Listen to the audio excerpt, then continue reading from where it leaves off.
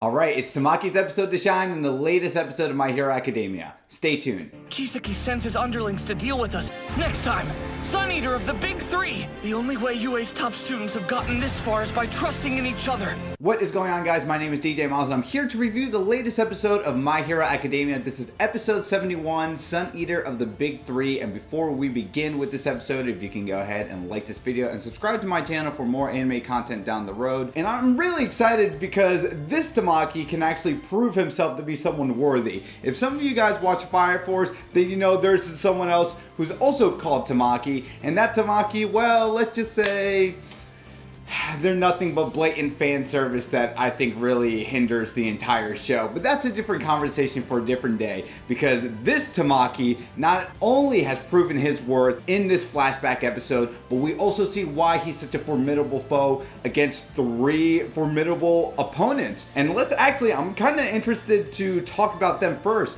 So we see how Overhaul, quote unquote, brainwashed these people to work for him.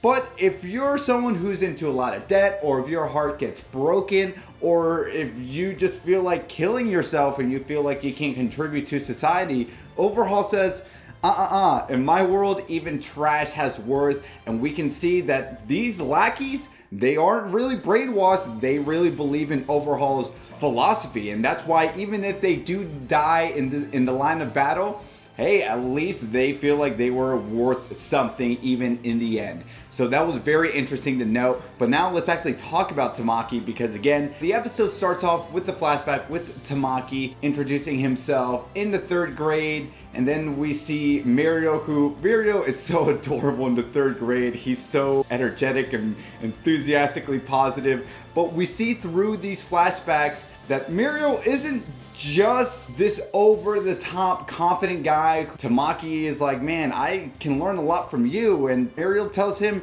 hey, you're the reason I'm pushing myself. If I see a shy guy who's constantly nervous but still doesn't quit and has a desire to keep on pushing forward, you are pushing me to my limit, so thank you. There's a great quote he says in the episode that really got to me, and I think you're overvaluing me and undervaluing yourself too much.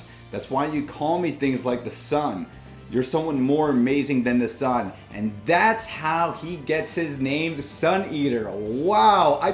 It's so funny when you watch this show and you hear someone's quirk name for the first time, you're like, oh yeah, that makes sense. But I like how a lot of these names have merit and backstory to the individual quirk owner. In this case, Tamaki. And man, yeah, Suneater of the Big Three, you gotta give yourself a lot more confidence. And I also like how this episode reinforced the fact that you never know who's really looking up to you. Even if you might beat yourself up on a daily basis, there's someone who might look at you and be like, wow, but they have the courage to do something. And because they have the courage to do something, that fires me up to be my best version of myself. And it can kind of become this cohesiveness of, yeah, we work together and I respect you, you respect me. And that's why I can be the best version of myself, because I see you putting out your best foot forward each and every time. So I love that. And it's funny, I kind of want to spoil some things with you guys.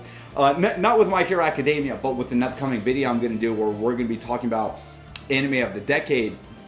And for me, I feel like how Dragon Ball was my grandfather of an anime that introduced me to this huge spectrum of this genre that I love and consume so much. I feel like My Hero Academia is now doing that and ushering a new wave of people who can really enjoy this medium. And I think episodes like this reinforces the fact, wow, this is why anime is so awesome, and wow, this is so meaningful. Although it can be fun and lighthearted, there's a lot of deeper meaning behind shows like this. So Tamaki, thank you. Seeing the battle was really cool too. Overhaul's lackeys, you have one guy that retracts things, one guy who eats things, and then one guy who crystallizes himself. We see even when Tamaki doubts himself for just a quick second, once Eraserhead's quirk disappears, it becomes very overwhelming. In the battle, we also see Tamaki's special ability, this Chimera Kraken, and I love how they do these manga to anime shots. It looks absolutely stunning. Oh, and then real quickly, because I forgot, now see Centipede and Bubble Girl's quirk ability for the first time. So just something interesting I wanted to note.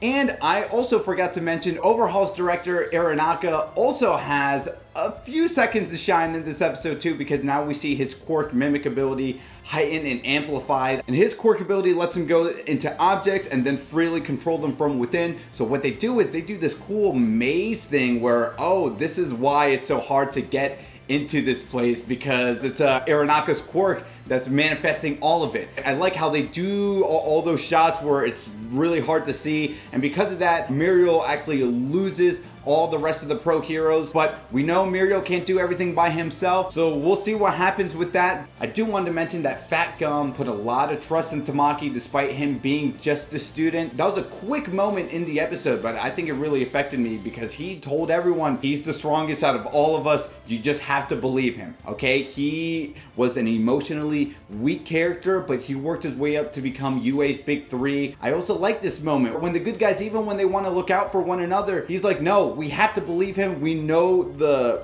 gravity of this situation, so we have to have all the pro heroes get to Overhaul and Eri as fast as we can. Please trust Tamaki. It would be an insult to him if you don't believe what he is capable of doing. So Fat Gum, thank you for that little quieter moment in the episode. I truly enjoyed that. And that's how the episode ends. Again, this was Tamaki's episode to shine. I love seeing him through the flashback and how he got his name. Special ability Chimera Kraken was very fun to watch. But you guys let me know in the comments, what were some of your favorite moments in this episode? Did you like it? Did you hate it? Let me know in the comments down below. Don't forget to like this video and subscribe to my channel for more anime content. My name is DJ Miles, and as I always say, to be continued, take care.